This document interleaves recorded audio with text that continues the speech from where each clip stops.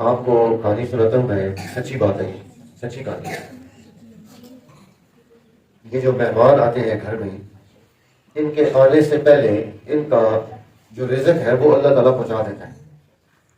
یہ چکوال کی طرف حکیم انصاری صاحب تھے، انہوں نے یہ واقعہ بیان کیا ہے۔ کہتے ہیں کہ ہمارے شہر کے قریب گاؤں ہے، اس گاؤں میں جیسے بہت سارے لوگ رہتے ہیں، تو ایک میاں بیوی جو ہے وہ رہتے تھے۔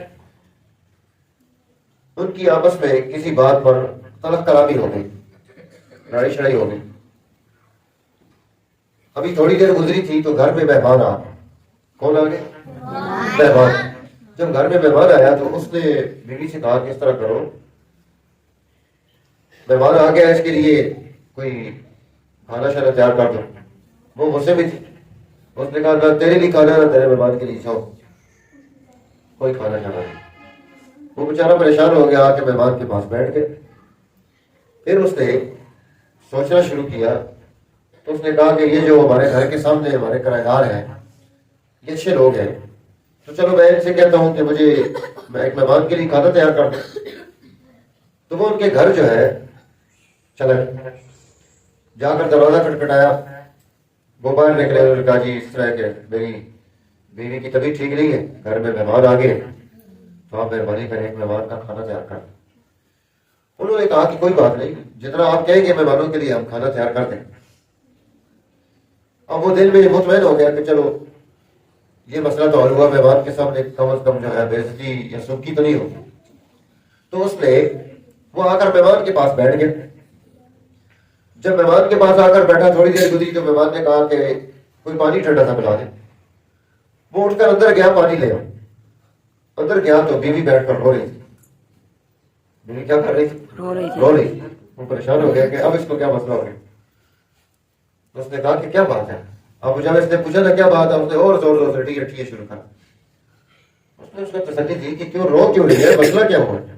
کہا پہلے آپ مجھے معاف کر دیں جو ہمارا معاملہ ہوا ہے، تو پھر میں آپ کو یہ بات جو ہے بتاؤں گی۔ اس نے کہا اچھا چلو، میں نے جو ہمارا معاملہ تھا اللہ کی رضا کے لیے معاف کیا، بات ختم، اب بتاؤں۔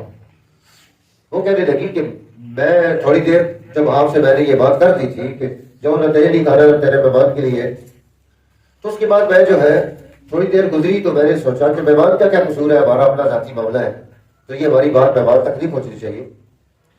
میں کچن میں گئی کہ میں کھانا تیار کروں۔ کچن میں گئی تو میں دیکھا کہ وہاں ایک سفید پوش انسان وہ کچن میں موجود ہے، اور ہمارا جو برتن ہے آٹے کا، اس میں سے وہ آٹا جو ہے وہ خشک نکال رہا ہے۔ میں ڈر گئی۔ تو اس نے کہا بیوی پریشان نہ ہو، آپ کے گھر میں مہمان آیا تھا تو اللہ تعالیٰ نے آپ کے آٹے میں آٹا شامل کرنے کا حکم دیا تھا، وہ میں نے یہاں ڈال دیا۔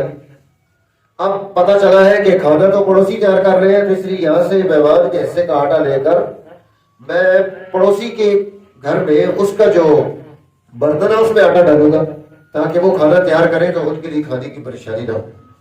اللہ تعالیٰ جو ہے، انسان جب سخی ہوتا ہے، دل سے کوئی کام کرتا ہے، تو اللہ کی مدد اس کے ساتھ شامل ہوتی ہے۔ مہمان یہ اللہ کی طرف سے انعام ہوتا ہے، اس لیے حضور نبی اکرم صلی اللہ علیہ وسلم نے یہ بات ارشاد فرمائی نا، من کان یؤمن باللہ والیوم الآخر فلیکرم ضیفہ، جو تم میں سے اللہ پر اور آخرت پر ایمان رکھتا ہے وہ کیا کرے؟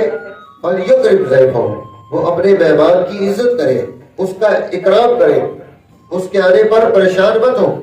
بہت سارے ایسے واقعات موجود ہیں، تو ہمیں اس سے رہنمائی لینی چاہیے، اور ہمیں آنے والے گھر میں جو مہمان ہیں ان کی تقریب کرنی چاہیے، عزت کرنی چاہیے۔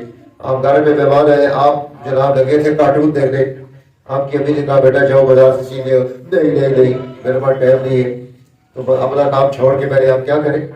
مہمان کی ضرورت کے لیے اٹھ جائیں، اللہ تعالیٰ آپ کو برکت دے گا اس سے، ٹھیک ہے نا۔ تمام بچوں نے، آپ نے اس کا اہتمام کرنا ہے، جب بھی مہمان آئے اور مہمان کی خدمت کا موقع ملے تو دل کی خوشی کے ساتھ کرنا ہے، کرو گے نا انشاءاللہ۔ یہ آپ سب نے اس کا اہتمام کرنا ہے۔ اللہ تعالیٰ مجھے، آپ کو، سب مسلمانوں کو اس کی توفیق نصیب فرمائے۔ شکریہ۔